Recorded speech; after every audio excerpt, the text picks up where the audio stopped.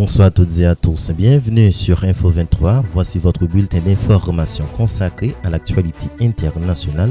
Au micro, Makenui. On ouvre ce journal au Nigeria où la ville de Medoki a été frappée par une série d'explosions lundi soir. 4 explosions quasi simultanées survenues peu après la rupture du jeûne du Ramadan ont fait plusieurs morts et de nombreux blessés. Les attaques ne sont pas encore revendiquées. Elles surviennent au lendemain d'une tentative d'assaut déjouée contre une base militaire dans la périphérie de la ville.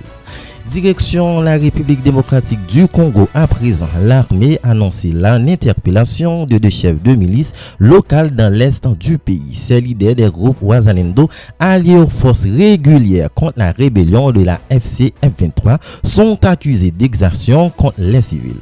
Des rivalités internes entre ces groupes continuent également d'inquiéter la hiérarchie militaire.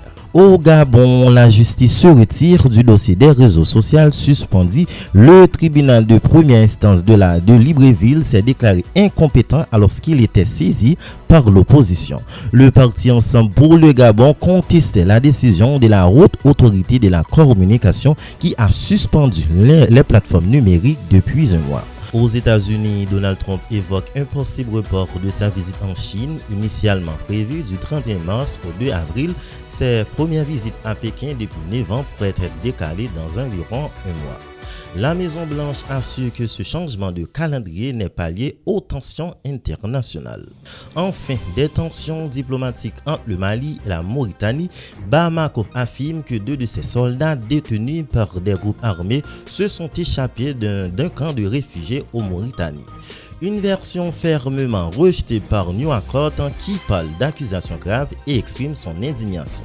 C'est la fin de ce bulletin d'information. Merci de l'avoir suivi. Excellente soirée à toutes et à tous. Bonsoir.